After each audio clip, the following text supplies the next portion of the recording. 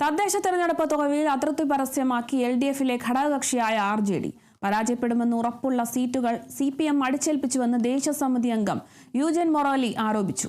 ഒരു സാധ്യതയുമില്ലാത്ത സ്ഥലങ്ങളിൽ പോലും പണവും മുടക്കി അധ്വാനിക്കേണ്ട സ്ഥിതിയുണ്ടായി. മര്യാദയുള്ളതിനാലാണ് തെരഞ്ഞെടുപ്പ് സമയത്ത് പ്രശ്നങ്ങൾ ഉണ്ടാക്കാതിരുന്നതെന്നും യൂജൻ മൊറാലി പറഞ്ഞു.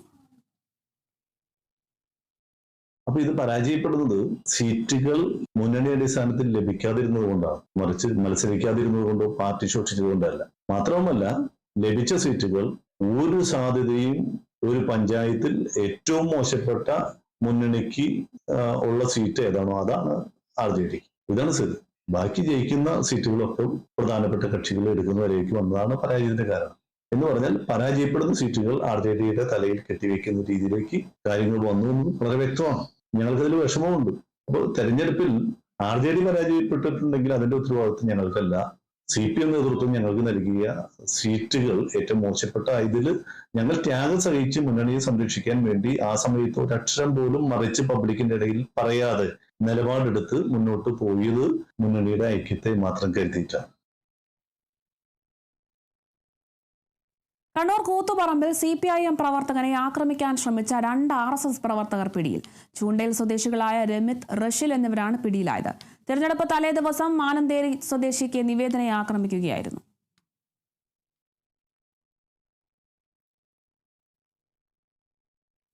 ജമാഅത്ത് ഇസ്ലാമി വർഗീയവാദികളാണ് എന്നറിഞ്ഞുകൊണ്ടാണ് AKG സെന്ററിൽ വെച്ച് കൂടിക്കാഴ്ച നടത്തിയെന്ന് മുഖ്യമന്ത്രി പിണറായി വിജയന്റെ പ്രസ്താവനയ്ക്കെതിരെ ജമാഅത്ത് ഇസ്ലാമി. നടക്കാത്ത ചർച്ചയും പറയാത്ത കാര്യങ്ങളുമാണ് മുഖ്യമന്ത്രി ഇപ്പോൾ പറഞ്ഞു നടക്കുന്നതെന്ന് ജമാഅത്ത് ഇസ്ലാമി കേരള അമീർ P.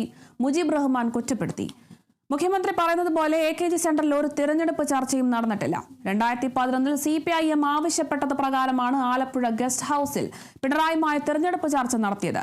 CPIM ജമാഅത്ത് ഇസ്ലാമിയുമായി മുൻപേ തന്നെ സലാം പറഞ്ഞു തുടങ്ങിയിട്ടുണ്ട്. CPIMന്റെ ശുദ്ധീകരണ പ്രക്രിയയ്ക്ക് വിധേയമാക്കേണ്ട അവസ്ഥ ജമാഅത്ത് ഇസ്ലാമിക്കില്ല. അവരുടെ ഗുഡ് സർട്ടിഫിക്കറ്റ് ജമാഅത്ത് ഇസ്ലാമിക്ക് ആവശ്യമില്ല.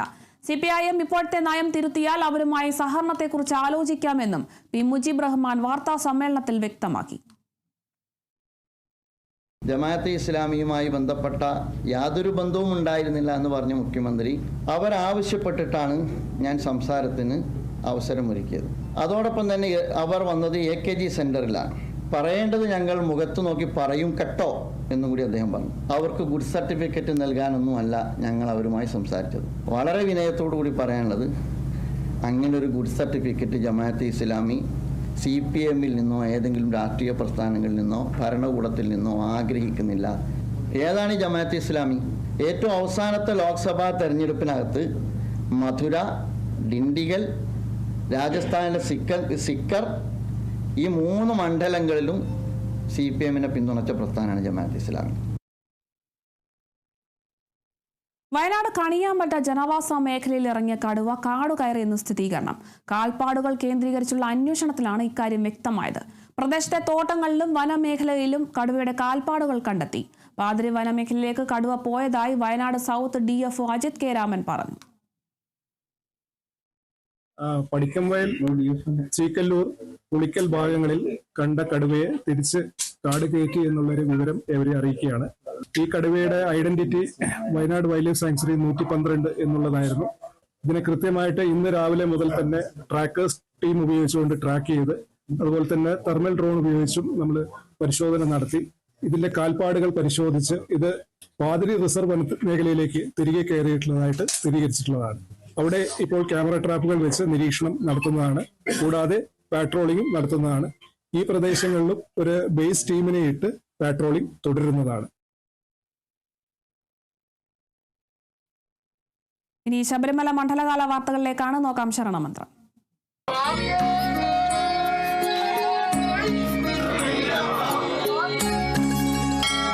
ഔഷധി ശരണമന്ത്രം നിങ്ങൾക്കായി അവതരിപ്പിക്കുന്നത് ഔഷധി പൊതുമേഖലയിലെ രാജ്യത്തെ ഏറ്റവും വലിയ ആയുർവേദ മരുന്ന് നിർമ്മാണ സ്ഥാപനം. Associate sponsored by Bharat Lajna multi state housing cooperative society limited. Suryadevamadham, Kuberashramam, Ayoor, Kollam. Mandalakalam തുടങ്ങി 1 മാസം പിന്നിടുമ്പോൾ ശബരിമലയിൽ ദർശനം നടത്തിയത് 26.81 ലക്ഷം ഭക്തർ. വിവിധ കാനനപാതകളിലൂടെ എത്തുന്ന ഭക്തരുടെ എണ്ണവും ഇക്കൊല്ലം വർദ്ധിച്ചു. അഴുതക്കടവ് പമ്പ വഴി 46,690 പേരും സത്രം വഴി 74,473 പേരും സന്നിധാനത്തെത്തി. ഡിസംബർ 8-നാണ് ഏറ്റവും അധികം പേരെത്തിയത്. നവംബർ 24-നും ഭക്തരുടെ എണ്ണം 1 ലക്ഷം കഴിഞ്ഞിരുന്നു. ഇന്നലെ 66,000-ഓളം പേരും ദർശനം നടത്തി.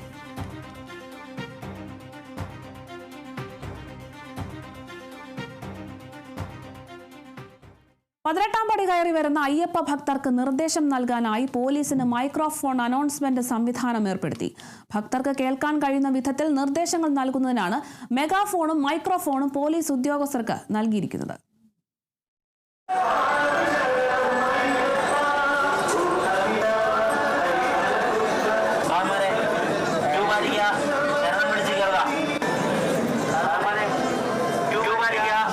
പതിനെട്ടാം പടി കയറി വരുന്ന അയ്യപ്പ ഭക്തരോട് ക്യൂ പാലിക്കാനും തിരക്കുണ്ടാകാതെ കയറി വരാനും നിർദ്ദേശം നൽകാനായാണ് മൈക്രോഫോൺ അനൗൺസ്മെന്റ് സംവിധാനം ഏർപ്പെടുത്തിയത്.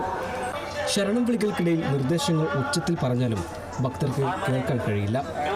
ചെറിയ കുട്ടികളുമായി നിരവധി അയ്യപ്പന്മാരാണ് പടി കയറി എത്തുന്നത്. ഭക്തർക്ക് കേൾക്കാൻ കഴിയുന്ന വിധത്തിൽ നിർദ്ദേശങ്ങൾ നൽകുന്നതിനായാണ് മെഗാഫോണും മൈക്രോഫോണും പോലീസ് ഉദ്യോഗസ്ഥർക്ക് നൽകിയിരിക്കുന്നത്. കഴിഞ്ഞ വീക്കെൻഡിൽ ശനിയും ഞായറും വലിയ തിരക്കിലായിരുന്നു. പക്ഷേ അതിനുശേഷം തിങ്കളാഴ്ച മുതൽ നല്ല തിരക്കാണ് സന്നിധാനത്ത് അനുഭവപ്പെടുന്നത്. ഈ ഘട്ടത്തിൽ പല സ്ഥലത്തും ഭക്തർക്ക് വേണ്ടി പോലീസ് മൈക്ക് അനൗൺസ്മെൻറ്റ് ഏർപ്പാട് ചെയ്തിട്ടുണ്ട്. പല സ്ഥലങ്ങളിൽ അതുപോലെ നടപ്പന്തൽ, യൂട്ടേൺ തുടങ്ങിയ സ്ഥലങ്ങളിലൊക്കെ ഭക്തർക്ക് സഹായകരമായ രീതിയിലുള്ള അറേഞ്ച്മെൻറ്റ്സ്, മൈക്രോഫോൺ അറേഞ്ച്മെൻറ്റ് പോലീസ് ചെയ്തിട്ടുണ്ട്. ഭക്തജനങ്ങൾക്ക് മൈക്രോഫോണിലൂടെ നിർദ്ദേശങ്ങൾ നൽകുന്നതിനായി പ്രത്യേകം പോലീസുകാരെ കൊടിമരത്തിന് സമീപം വിന്യസിച്ചിട്ടുണ്ട്. ശരണം വിളിയോടെ പടി കയറി വരാനും പറയുന്നത് മൈക്രോഫോണിലൂടെ കേൾക്കാം. 18-ാം പടിക്ക് പുറമെ വിവിധ പോയിന്റുകളിൽ പോലീസിന്റെ മൈക്രോഫോൺ അനൗൺസ്മെന്റ് സംവിധാനം ഏർപ്പെടുത്തിയിട്ടുണ്ട്. Kerala vision news, Sannidhanam.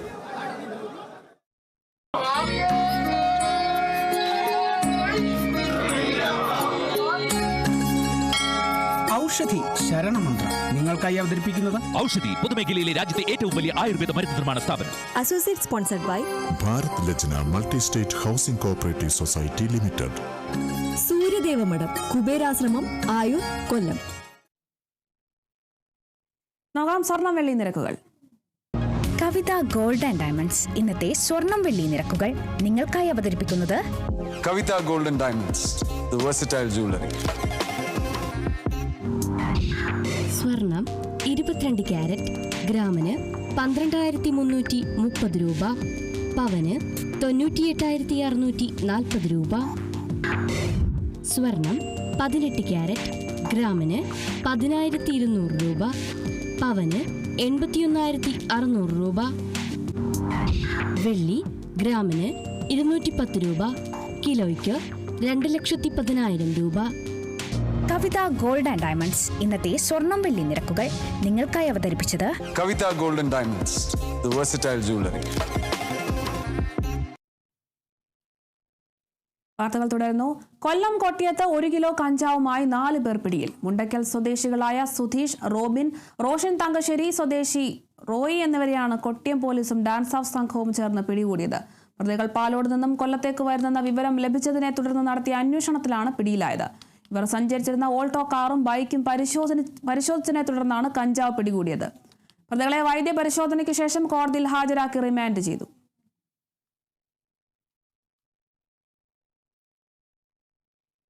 കുചേല ദിനത്തിൽ ഗുരുവായൂരപ്പ ഭക്തർക്ക് ആനന്ദമേകി ഗുരുവായൂർ മഞ്ജുളാർ തറയിൽ പുതിയ കുചേല പ്രതിമ ഉയർന്നു. നവീകരിച്ച മഞ്ജുളാർ തറയിൽ പുതിയ വെങ്കല ഗരുഡ ശില്പത്തിനരികെയാണ് പുതിയ കുചേല പ്രതിമയുടെ സ്ഥാനം. ദേവസ്വം ഭരണസമിതിയുടെ ഇടപെടൽ മൂലമാണ് സമയബന്ധിതമായി പുതിയ കുചേല പ്രതിമ പൂർത്തിയാക്കാനായത്. 6 അടി ഉയരത്തിൽ കരിങ്കല്ല് മാതൃകയിലാണ് പ്രതിമ നിർമ്മിച്ചിട്ടുള്ളത്. Devaswom chairman doctor VK Vijayan അനാച്ഛാദനം നിർവഹിച്ചു. ക്ഷേത്രം തന്ത്രി ചേനാസ് ദിനേശൻ നമ്പൂതിരിപ്പാട് ഭദ്രദീപം തെളിയിച്ചു. മഞ്ജുളാൽ തറയിലെ ഗരുഡശില്പം കാലപ്പഴക്കത്താൽ ക്ഷയിച്ചതിനെ തുടർന്ന് കഴിഞ്ഞിടെ പുതിയ വെങ്കല ഗരുഡ ശില്പം സ്ഥാപിച്ചിരുന്നു. നവീകരണ പ്രവർത്തനങ്ങൾക്കിടെ ഇവിടെയുണ്ടായിരുന്ന ജീർണിച്ച പഴയ കുചേല പ്രതിമ മാറ്റിയിരുന്നു. മഞ്ജുളാൽ തറ നവീകരിച്ച് പുതിയ വെങ്കല ഗരുഡ ശില്പം വഴിപാടായി സമർപ്പിച്ച ചലച്ചിത്ര നിർമ്മാതാവ് വേണു കുന്നപ്പള്ളിയാണ് പുതിയ കുചേല ശില്പവും വഴിപാടായി സമർപ്പിച്ചത്. ഉണ്ണി കാനായിയാണ് ശില്പി.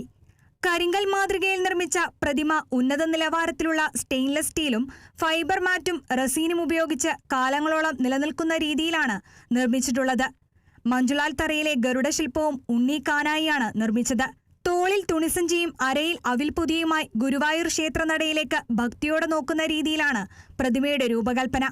2 മാസം കൊണ്ടാണ് നിർമ്മാണം പൂർത്തിയാക്കിയത്. ചടങ്ങിൽ ശില്പികളെ ആദരിക്കുകയും ചെയ്തു. Kerala vision news, Thrissur. പ്രവാസി ലീഗൽ സെൽ കുവൈറ്റ് ചാപ്റ്ററും ഫിറ കുവൈറ്റും സൗജന്യ നിയമോപദേശം നൽകുന്നു. ഡിസംബർ 18 അബ്ബാസിയ അൻ നഹിൽ ക്ലിനിക്കിൽ വെച്ചാണ് പരിപാടി സംഘടിപ്പിക്കുന്നത്. പ്രവാസി ലീഗൽ സെൽ കുവൈറ്റ് ചാപ്റ്ററും ഫിറ കുവൈറ്റും സംയുക്തമായി സൗജന്യ ലീഗൽ ക്ലിനിക് സംഘടിപ്പിക്കുന്നു. ഡിസംബർ 18 വ്യാഴാഴ്ച വൈകിട്ട് 6:30 മുതൽ അബ്ബാസിയ അൽ നഹീൽ ക്ലിനിക് ഓഡിറ്റോറിയത്തിൽ വെച്ചാണ് പരിപാടി സംഘടിപ്പിക്കുന്നത്. കുവൈറ്റ് അഭിഭാഷകൻ ഡോക്ടർ തലാൽ താക്കിയുടെ നേതൃത്വത്തിലാണ് പരിപാടി. പരിപാടിയിൽ പങ്കെടുക്കാൻ താൽപര്യമുള്ളവർ, അഭിഭാഷകരുടെ നിയമോപദേശം തേടാൻ താൽപര്യമുള്ളവർ 41105354 അല്ലെങ്കിൽ 97405211 എന്നീ നമ്പറുകളിൽ ബന്ധപ്പെടുക. കുവൈത്തിൽ നിന്നും കേരള വിഷന് വേണ്ടി IV സുനേഷ്, വെങ്ങര. മലപ്പുറം എടവണ്ണിയിൽ ചാത്തല്ലൂർ കുടുംബാരോഗ്യ കേന്ദ്രത്തിന്റെ കെട്ടിടം പൂട്ടിയിട്ടതിൽ പ്രതിഷേധവുമായി നാട്ടുകാർ. 30 ലക്ഷം രൂപ ചെലവിൽ നിർമ്മിച്ച കെട്ടിടവും പരിസരവും കാടും മൂടി നശിക്കുന്നതായാണ് പരാതി. ജൂലൈ 14 പുതിയ കെട്ടിടം വനം വകുപ്പ് മന്ത്രി AK ശശീന്ദ്രൻ ഉദ്ഘാടനം ചെയ്തത്. കെട്ടിടം ഉദ്ഘാടനം ചെയ്തെങ്കിലും ആവശ്യമായ ഫർണിച്ചറുകളും സൗകര്യങ്ങളും ഒരുക്കാത്തതാണ് പ്രതിസന്ധിക്ക് കാരണം. പുതിയ കെട്ടിടം ഉണ്ടായിട്ടും നിലവിലെ ആശുപത്രി പ്രവർത്തിക്കുന്നത് ഇടുങ്ങിയ മുറികളിലാണെന്നും രോഗികൾക്ക് ഉപകാരമാകേണ്ട കെട്ടിടം പ്രവർത്തിപ്പിക്കാത്തതിൽ പ്രതിഷേധത്തിലുമാണ് നാട്ടുകാർ.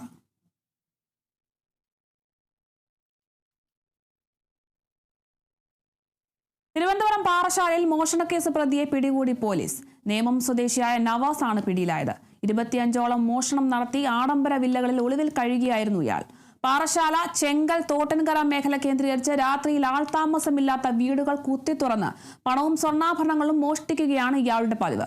കേരള കോൺഗ്രസ് സംസ്ഥാന സെക്രട്ടറി KS അനിലിന്റെ വീട് കുത്തിത്തുറന്ന് 2,78,000 രൂപയും 8 പവൻ സ്വർണ്ണാഭരണങ്ങളും 2 പുതിയ മൊബൈൽ ഫോണുകളും മോഷ്ടിച്ചു. നവാസിന്റെ സഹായി തിരുവനന്തപുരം സ്വദേശി അനിൽകുമാറിനെ പോലീസ് നേരത്തെ പിടികൂടിയിരുന്നു.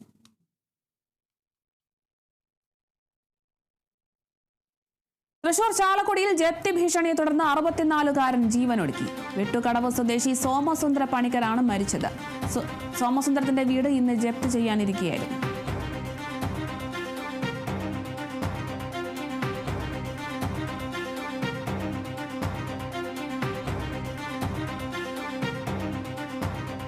താമരശ്ശേരി ചുരത്തിൽ പിക്കപ്പ് ലോറി മറിഞ്ഞു. ആളപായമൊന്നുമില്ല.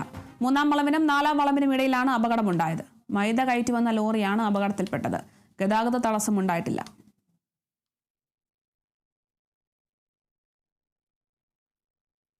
തൃശൂർ പാളയിൽ മയക്കുമരുന്ന് കേസിലും മോഷണ കേസിലും ജാമ്യത്തിലിറങ്ങി ഒളിവിൽ പോയ പിടികിട്ടാപ്പുള്ളി അറസ്റ്റിൽ. SN പുരം സ്വദേശി രതീഷിനെയാണ് മാള പോലീസ് അറസ്റ്റ് ചെയ്തത്. രതീഷിനെ പിടികൂടുന്നതിനായി കോടതി ജാമ്യമില്ലാ വാറണ്ട് പുറപ്പെടുവിച്ചിരുന്നു. ഈ വാറണ്ട് പ്രകാരമാണ് രതീഷിനെ അറസ്റ്റ് ചെയ്തത്. വിവിധ പോലീസ് സ്റ്റേഷനുകളിലായി നിരവധി ക്രിമിനൽ കേസുകളിലെ പ്രതിയാണ് ഇയാൾ.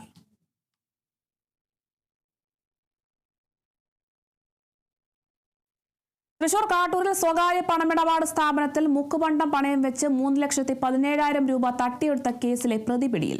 മഹാരാഷ്ട്ര ഖഡേജ് സ്വദേശി സന്തോഷാണ് പിടിയിലായത്.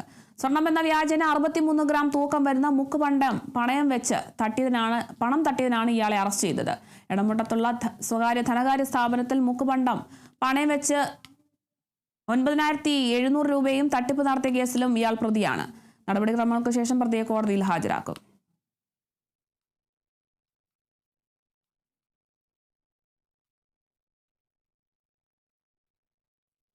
ദേശീയ ഗ്രാമീണ തൊഴിലുറപ്പ് പദ്ധതിയിൽ നിന്നും മഹാത്മാഗാന്ധിയുടെ പേര് വെട്ടിമാറ്റിയതിൽ പ്രതിഷേധിച്ച് തൃശൂർ ജില്ലാ കോൺഗ്രസ് കമ്മിറ്റിയുടെ നേതൃത്വത്തിൽ സ്വരാജ് റൗണ്ടിൽ പ്രതിഷേധ മാർച്ച് സംഘടിപ്പിച്ചു.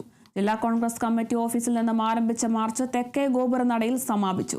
ജില്ലാ കോൺഗ്രസ് അധ്യക്ഷൻ അഡ്വക്കേറ്റ് ജോസഫ് ടാജറ്റിന്റെ നേതൃത്വത്തിൽ നടന്ന മാർച്ചിൽ KPCC ജനറൽ സെക്രട്ടറി KV ദാസൻ, മുൻ DCC പ്രസിഡന്റ് ജോസ് വള്ളൂർ ഉൾപ്പെടെ നേതാക്കളും നിയുക്ത കൗൺസിലർമാരും പ്രവർത്തകരും പങ്കെടുത്തു.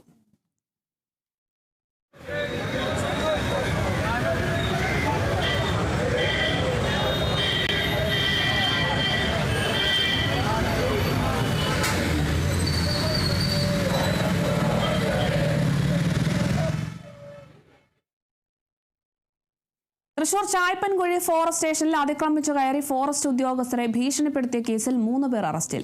വെള്ളിക്കുളങ്ങര സ്വദേശികളായ റാഫി കുണ്ടുകുഴിപ്പാടം സ്വദേശി സുനിൽ എന്നിവരെയാണ് തൃശൂർ റൂറൽ പോലീസ് അറസ്റ്റ് ചെയ്തത്. കാട്ടാനാക്രമണത്തിൽ ഒരാൾ മരണപ്പെട്ടതിൽ പ്രതിഷേധിച്ചാണ് പ്രതികൾ ഫോറസ്റ്റ് സ്റ്റേഷനിലേക്ക് അതിക്രമിച്ചു കയറുകയും ഓഫീസിലെ പൊതുമുതലുകൾ നശിപ്പിക്കുകയും ചെയ്തത്. 5 ലക്ഷം രൂപയുടെ നാശനഷ്ടമാണ് പ്രതികൾ വരുത്തിയത്.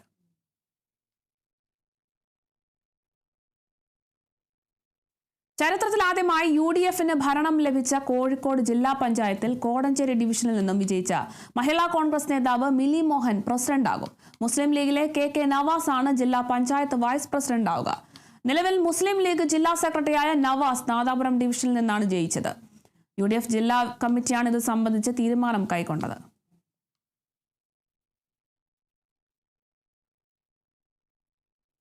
തൃശൂർ എരുമപ്പെട്ടിയിൽ ബസ്സിൽ ലൈംഗികാതിക്രമം നടത്തിയ കേസിൽ പ്രതിയായ ബസ് കണ്ടക്ടർ അറസ്റ്റിൽ. കുന്നംകുളം വടക്കാഞ്ചേരി റൂട്ടിലോടുന്ന PVT ബസ്സിലെ കണ്ടക്ടർ തിച്ചൂർ സ്വദേശി അനൂപാണ് അറസ്റ്റിലായത്. കഴിഞ്ഞ ഒക്ടോബർ 14 സംഭവമുണ്ടായത്. മങ്ങാട് നിന്ന് വടക്കാഞ്ചേരിയിലേക്കുള്ള യാത്രക്കിടയിൽ കണ്ടക്ടർ യുവതിയോട് മോശമായി പെരുമാറുകയും ലൈംഗികാതിക്രമം നടത്തിയെന്നുമാണ് പരാതി. ഒളിവിൽ കഴിഞ്ഞിരുന്ന പ്രതി മുൻകൂർ ജാമ്യത്തിനായി ശ്രമിച്ചെങ്കിലും തുടർന്ന് പോലീസ് സ്റ്റേഷനിലെത്തി കീഴടങ്ങുകയായിരുന്നു. അറസ്റ്റ് രേഖപ്പെടുത്തി വടക്കാഞ്ചേരി കോടതിയിൽ ഹാജരാക്കി പ്രതിയെ റിമാൻഡ് ചെയ്തു.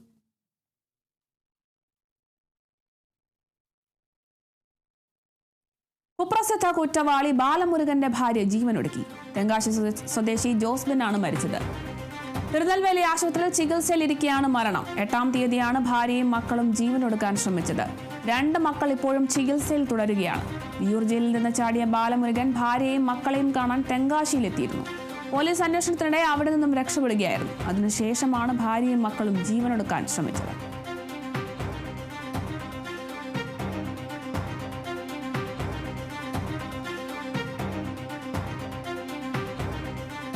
ഡൽഹിയിൽ വായു മലിനീകരണ പ്രതിസന്ധി രൂക്ഷമാകുന്ന സാഹചര്യത്തിൽ എല്ലാ സർക്കാർ സ്വകാര്യ സ്ഥാപനങ്ങളും 50% വർക്ക് ഫ്രം ഹോം രീതിയിൽ പ്രവർത്തിക്കാൻ സർക്കാർ നിർദ്ദേശം ലംഘിക്കുന്ന കമ്പനികൾക്ക് പിഴ ചുമത്തുമെന്നും ഡൽഹി സർക്കാർ മുന്നറിയിപ്പ് നൽകി. മലിനീകരണ വിരുദ്ധ നിയന്ത്രണങ്ങൾ കടുപ്പിച്ചതോടെ നിർമ്മാണ പ്രവർത്തനങ്ങൾ നിരോധിച്ചിരിക്കുകയാണ്. നിലവിൽ ജോലി ചെയ്യാൻ സാധിക്കാത്ത രജിസ്റ്റർ ചെയ്ത നിർമ്മാണ തൊഴിലാളികൾക്ക് 10,000 രൂപ നഷ്ടപരിഹാരം നൽകുമെന്ന് സർക്കാർ അറിയിച്ചു. കൂടുതൽ തൊഴിലാളികൾക്ക് ആശ്വാസം ലഭിക്കുന്നതിനായി രജിസ്ട്രേഷൻ പോർട്ടൽ തുറന്നിട്ടുണ്ടെന്ന് അധികൃതർ വ്യക്തമാക്കി. വായു ഗുണനിലവാര സൂചികയിൽ നേരിയ പുരോഗതിയുണ്ടെങ്കിലും സൂചികയുടെ അതിരൂക്ഷം വിഭാഗത്തിലാണ് ഇപ്പോഴുമുള്ളത്.